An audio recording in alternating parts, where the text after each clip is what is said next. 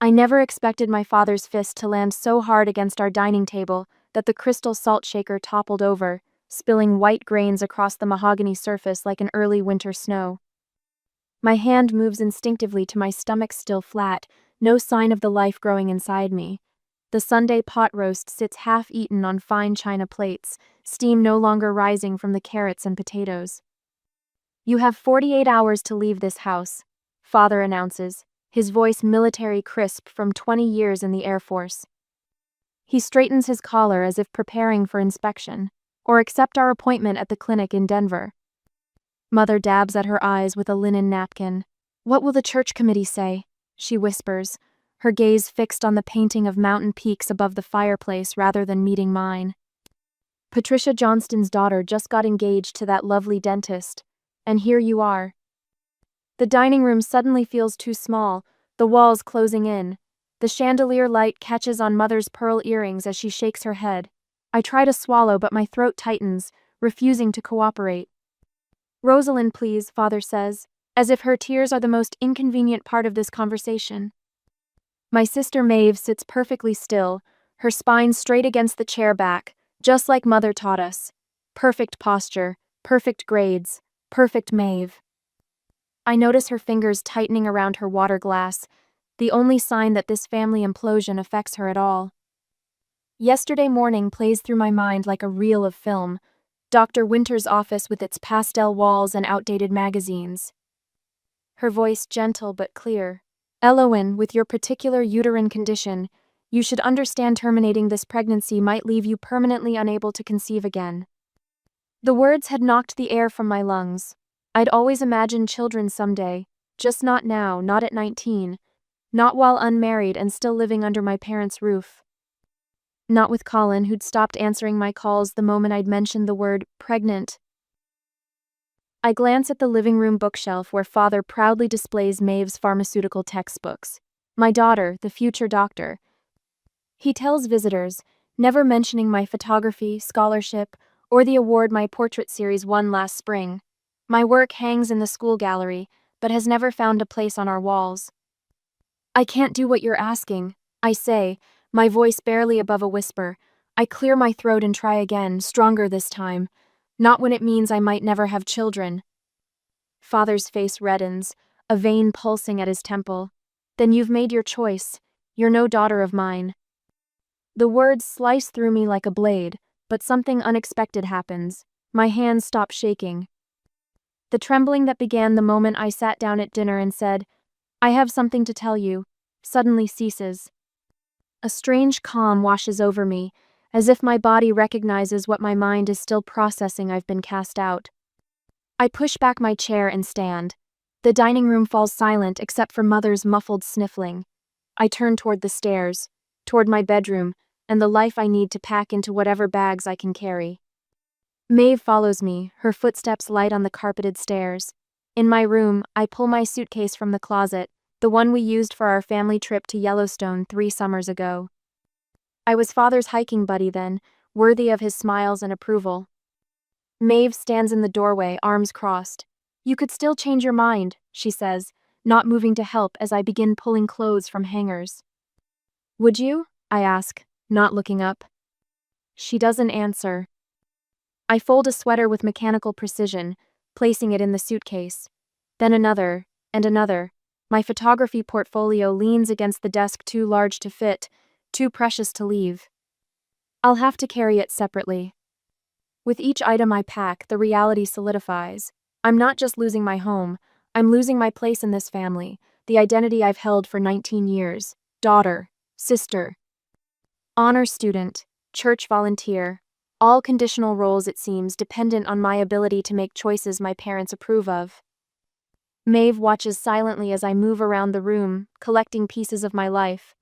I realize now she won't step in, won't advocate for me.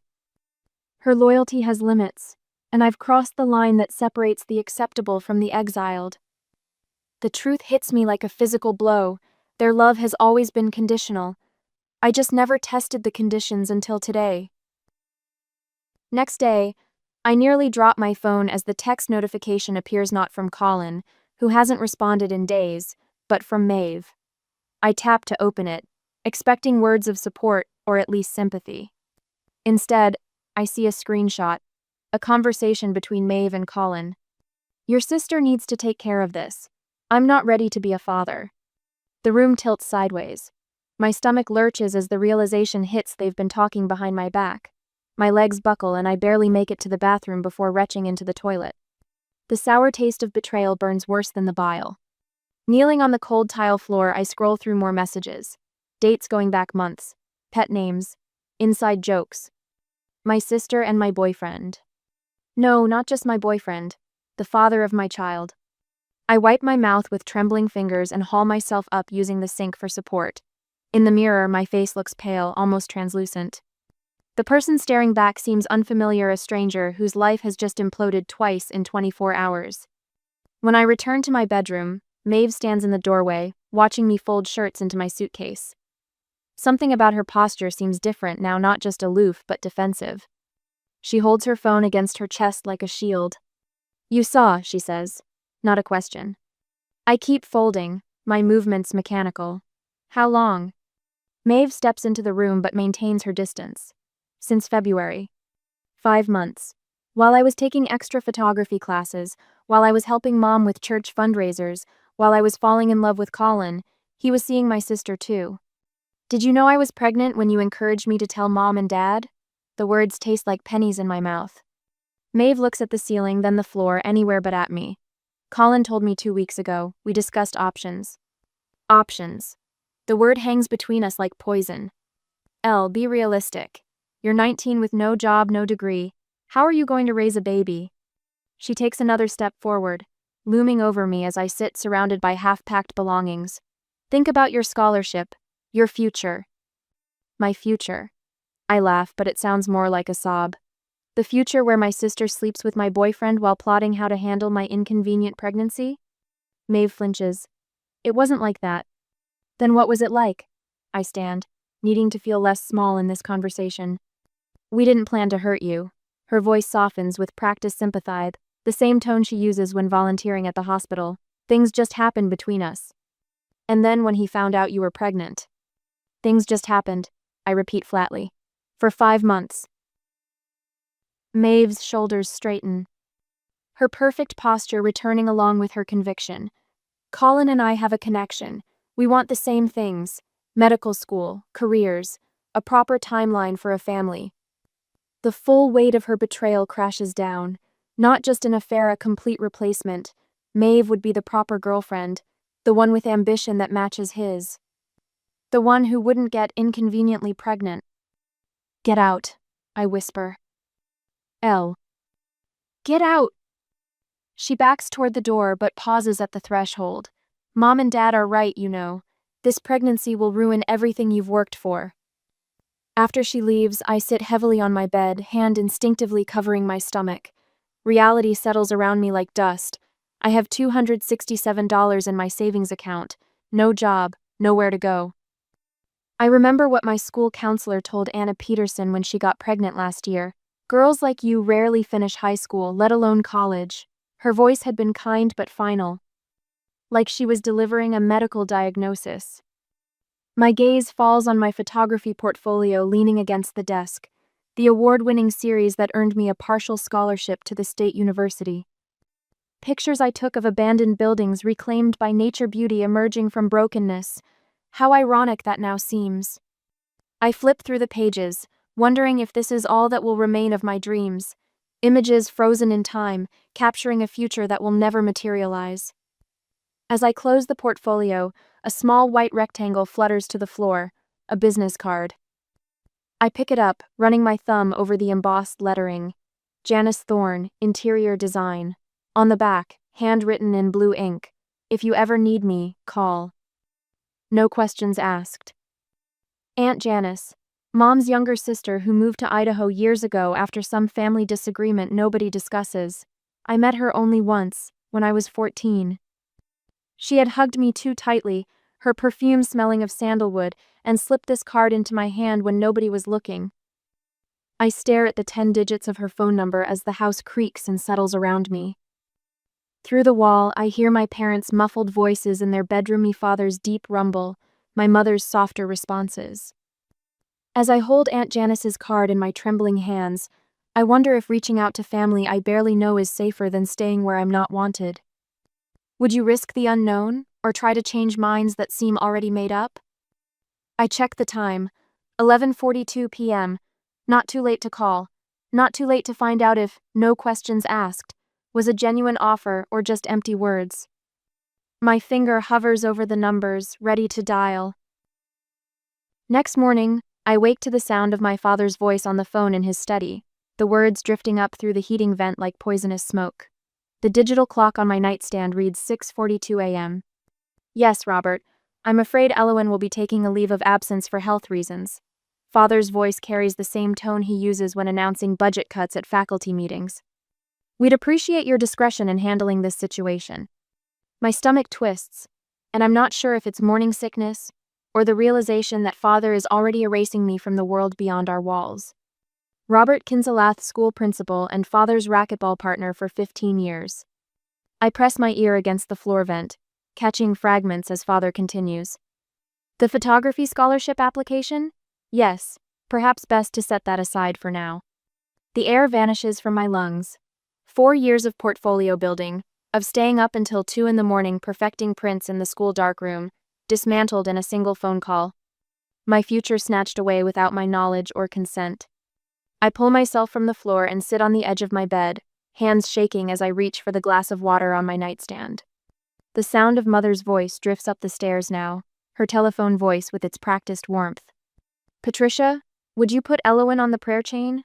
We're facing quite a family crisis. A pause. No, I can't share details, but God knows our hearts.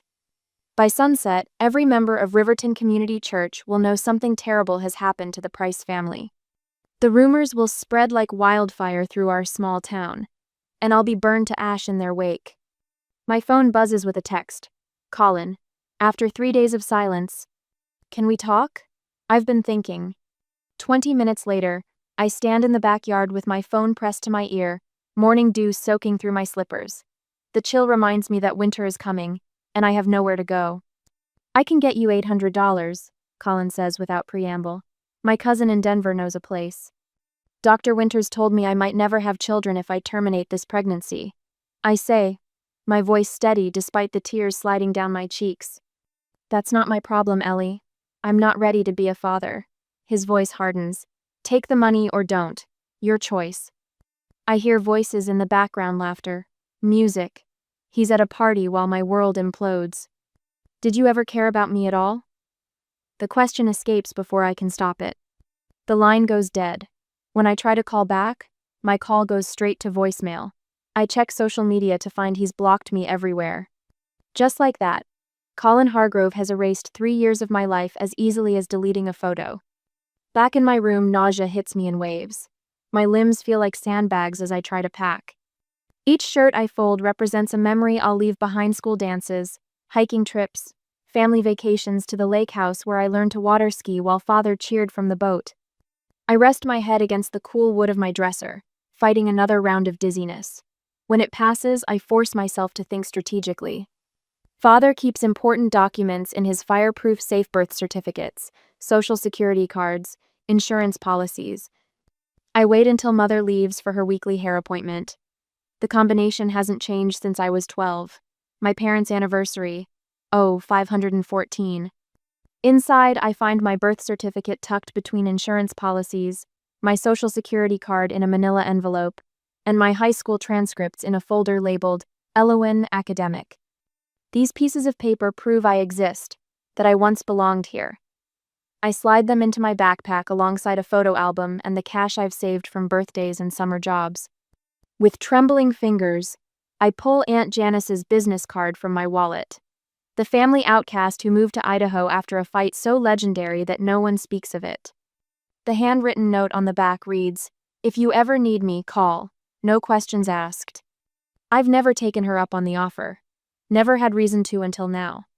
She answers on the first ring. Janice Thorne. Aunt Janice? It's Elowen. My voice cracks. A moment of silence then. I've been waiting for your call for years, honey. Her voice warms with affection I haven't heard in days. Tell me what you need. I need to leave. My parents have given me 48 hours to get out, or I can't finish the sentence. Reed and I will be there by morning, she says without hesitation. Pack what matters. We'll handle the rest. That night, thirst drives me downstairs at midnight. The house is silent except for the hum of the refrigerator. I fill a glass with water, my hand instinctively going to my stomach, a gesture of protection that's already become habit. You'll regret this choice forever. I nearly drop the glass as I turn to find Mother standing in the doorway. Her silk robe belted tightly at the waist, her face stripped of makeup. She looks older without her carefully applied armor. This pregnancy will ruin your life, Elowen. Why can't you see we're trying to protect you? The water in my glass ripples as my hand trembles. You're not protecting me, I say, surprised by the steadiness in my voice. You're protecting yourselves from having to explain me. Mother flinches as if I've slapped her. We've given you everything. Except the right to make my own choices. The truth settles into my bones, suddenly obvious. Your love has always come with conditions. I just never failed to meet them until now. For the first time in my life, I see uncertainty flicker across her face. I step around her and climb the stairs, my back straight, my shoulders square. I don't need their approval to value my own life choices. The realization lifts a weight I've carried so long I forgot it was there. Aunt Janice and Uncle Reed arrive as the first light of dawn breaks over the mountains. Their truck pulls into our driveway just as the newspaper delivery person tosses the morning edition onto our porch. The symbolism isn't lost on menus of the outside world arriving alongside my escape route. Uncle Reed wraps me in a bear hug that smells of pine and coffee. We've got you, kiddo. They help load my belongings, stow suitcases, a backpack, and my photography portfolio into their truck while my parents watch silently from the front door. Aunt Janice listens as I voice my fears between trips to the truck. She doesn't offer platitudes or judgment, just nods and asks thoughtful questions. What if I can't do this? I whisper as we carry the last box. You already are, she says simply. When everything is loaded, I stand at the bottom of the porch steps. Father looks past me toward the horizon as if I've already disappeared. For the first time in my life, I meet his gaze directly instead of looking at the floor when he speaks. This isn't how I raised you, he says, his voice flat. No, I agree. This is how I'm raising myself. As I climb into the truck, Aunt Janice tells me they've saved $18,000 to help me start over. It was for a child of our own, she explains as Uncle Reed navigates the familiar streets of my childhood for the last time. But some things aren't meant to be. We think this money found its rightful purpose. Uncle Reed adjusts the rearview mirror. I work at Treasure Valley Community College. We'll get you set up with classes for spring semester if you want. We cross the state line into Idaho just after noon. My phone buzzes with a text from Maeve. Mom and Dad have forbidden us to speak your name in the house. I stare at the message until the screen goes dark, then turn my phone off and watch the landscape change outside my window. Behind us, the mountains of my childhood grow smaller in the distance. Ahead, unfamiliar terrain stretches toward a horizon I can't yet see. I balance my accounting notebook on my growing belly, squinting at the column of numbers. 6 months pregnant, and every penny must have a purpose. Rent, $675. Utilities, $93.42. Prenatal vitamins, $24.9, $9. Bus pass, $45. The mathematics of survival leaves little room for error. You're still at it? Aunt Janice sets a mug of herbal tea beside me at the kitchen table. It's almost midnight. Community college registration is tomorrow. I tap my pencil on next month's projected budget. I need to know exactly what I can afford. She studies the careful columns, the sticky notes marking upcoming bills. Reed can help with the application fee. You've done enough. I close the notebook, my hands automatically moving to my lower back where the ache never quite fades these days. I've saved enough for 2 classes this semester. Janice watches me with that look, part pride, part worry. Your ankles are swollen again. I don't deny it. My body keeps score of every 12-hour shift at Juniper's Table Diner, every night hunched over textbooks. But it's a small price for independence. The call comes 3 weeks later as I'm refilling coffee mugs during the breakfast rush. Manager Gloria waves the cordless phone from behind the counter, mouthing, "It's important." Elowen speaking. I say, tucking myself into the narrow hallway by the restrooms. This is Treasure Valley Community College. The voice sounds official. Regarding your first semester grades. My heart sinks. Between morning sickness and double shifts, I'd missed 2 quizzes in my psychology class. Congratulations on making the dean's list. Your professor specifically mentioned your research paper on childhood development. I press my back against the wall, suddenly lightheaded. Thank you, I managed to say before hanging up. That evening, I taped the official letter to the refrigerator. A small victory, but mine. The phone rings again the next morning. This time, Janice answers. She doesn't live here anymore, she says firmly, then her face hardens. No, Rosalind, I'm not enabling anything. I'm supporting a remarkable young woman who's working harder than anyone I've ever known. I freeze in the doorway, my heart thumping against my ribs. My mother's voice, tinny but unmistakable, filters through the receiver. You and Elliot have a pattern of throwing away children who don't conform to your perfect image. Janice continues, her knuckles whitening around the phone. First Dorian, now Elowen. Dorian? The name hits me like a physical blow. Don't call here again unless you're ready to apologize. Janice hangs up, turning to find me standing there. Who is Dorian? I ask, my voice barely audible. Janice's expression shifts from anger to resignation. She gestures toward the living room sofa. Your brother. Your parents' first child. I don't have a brother. But even as I say the words, I feel their hollowness. You were too young to remember when they disowned him. He was 17 when he came out as gay. Janice sits beside me, taking my trembling hands. They erased him just like they're trying to erase you. The pieces click together, the family photos that seemed oddly spaced on the wall, the Christmas ornament with a strange initial I'd once found in the attic. My father's visceral reaction whenever Uncle Reed mentioned his partner. They've been practicing this rejection for years, I whisper. Janice nods. Family shame is their specialty. When my son Ezra is finally born and placed in my arms, I wonder if I should send a birth announcement to my parents. Would extending an olive branch heal our family? Or would it just give them another chance to reject us both? I decide instead to focus on what I can build rather than what I've lost. Over the next 3 years, Janice and Reed transform their attic loft into a proper nursery. They find a second-hand crib at a church sale, paint the walls a soft green, and hang curtains that match the tiny quilted blanket Reed's mother sends from Minnesota. We've been saving this space, Janice tells me, showing me the small dresser they've refinished. Sometimes the family you need finds you when you least expect it. Their support makes it possible for me to take classes while working.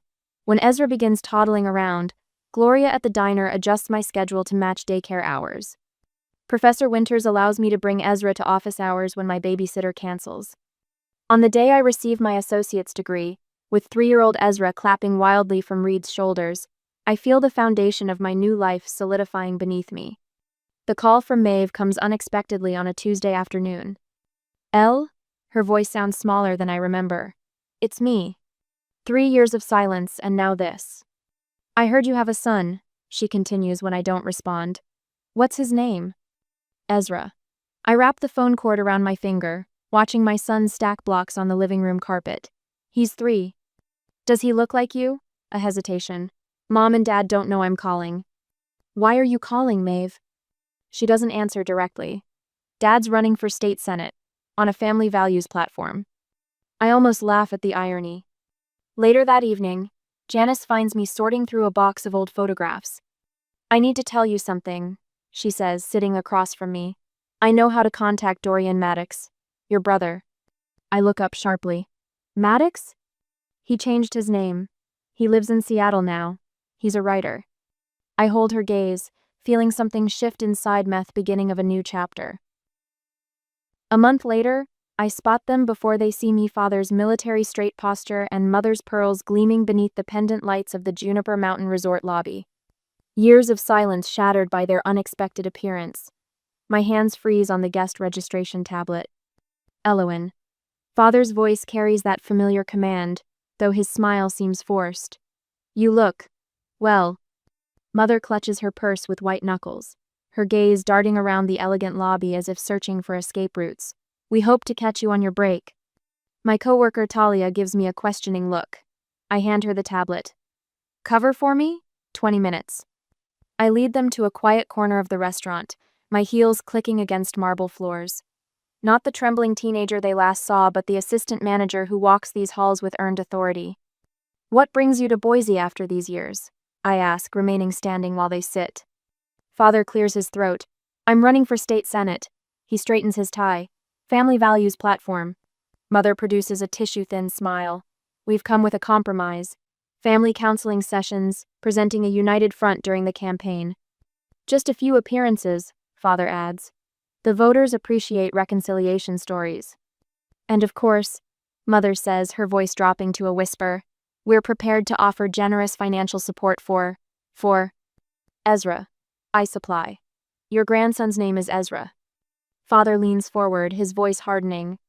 Elowen, certain family histories becoming public could damage everyone. Your brother Dorian already published that tell-all book. We can't afford another scandal. The threat sits between us, tangible as the table separating us. You need me, I say, understanding washing over me like cool water. You're not here to reconcile.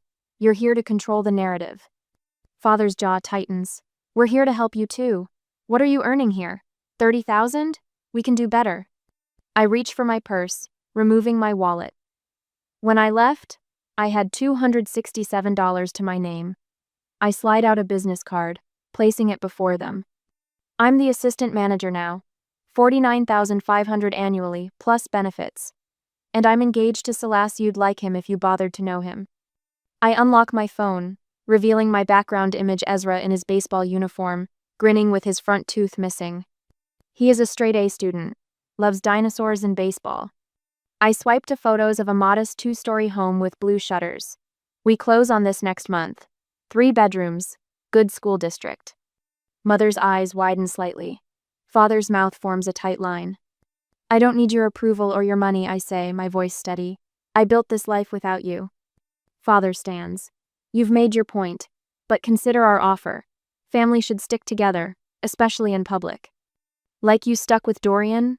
I ask. Or me? His face reddens. That situation was different. No, it wasn't. It was exactly the same. They leave with promises to call tomorrow after I've thought things through.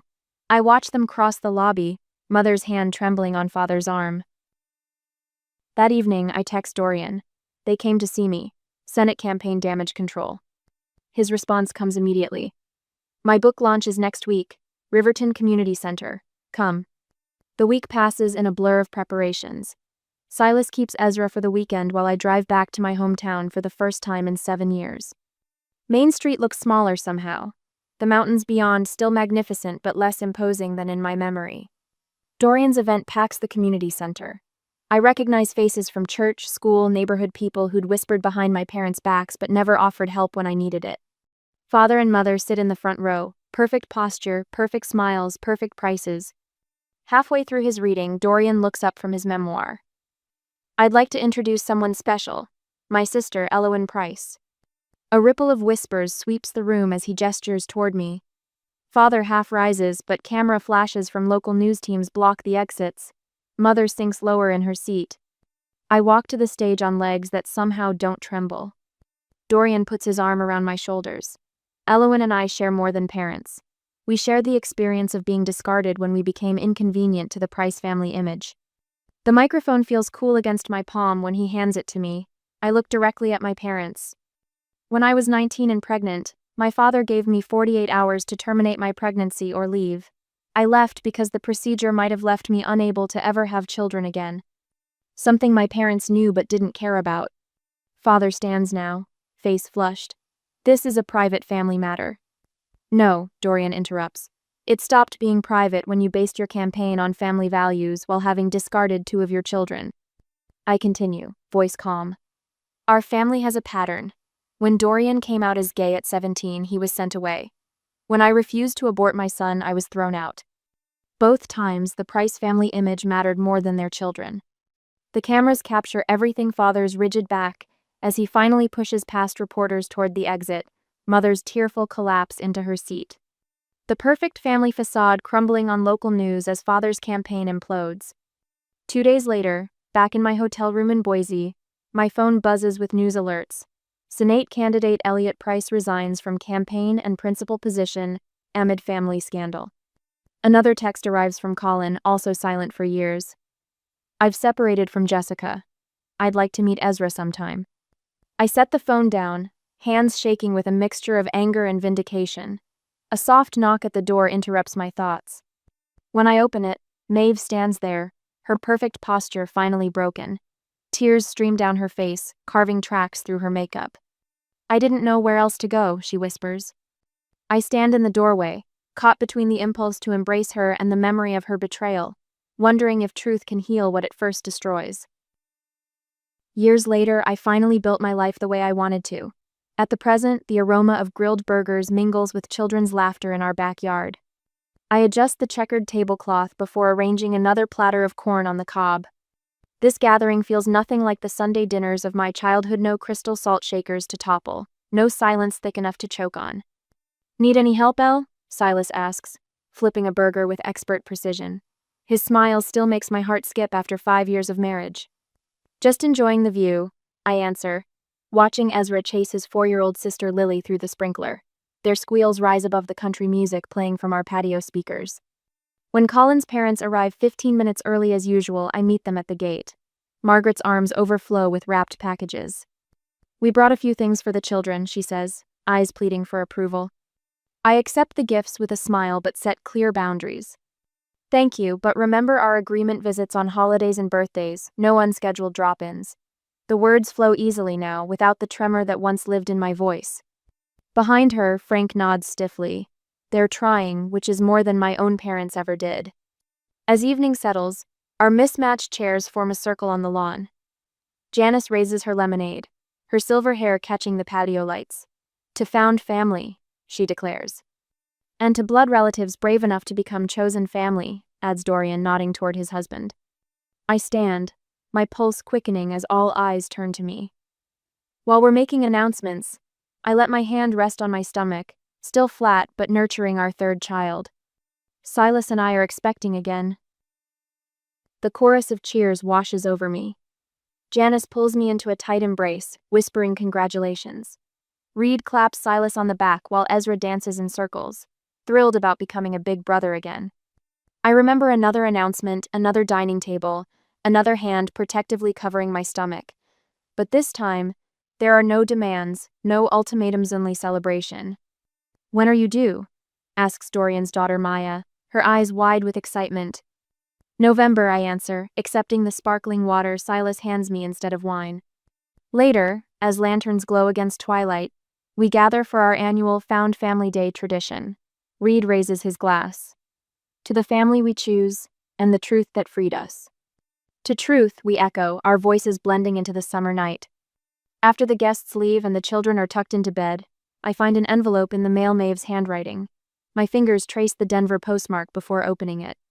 Dear Elowen, I've started therapy. Dr. Winters says healing means facing hard truths about our family, about what we did to you. I understand if you never want to speak to me again, but if you're willing, perhaps we could exchange letters at first. Your sister, if you'll have me. Maeve? I fold the letter carefully. Tomorrow, Dorian and I have a meeting about our foundation for young single parents. The first scholarship will be awarded next month. Financial support and mentoring that I never had. At Ezra's desk, I find his family tree project for school. He's drawn branches extending in all directions. Family by birth lists even Elliot and Rosalind, whom he's never met. But the section labeled Family by Love blooms with colored photos and careful handwriting: Janice and Reed, Dorian and Carlos, Silas, Lily, and a dozen others who've shown up when it mattered. As I seal my careful response to Maeve, I wonder about the delicate balance between forgiveness and self-protection. How much of yourself would you risk to rebuild a bridge that once collapsed beneath you?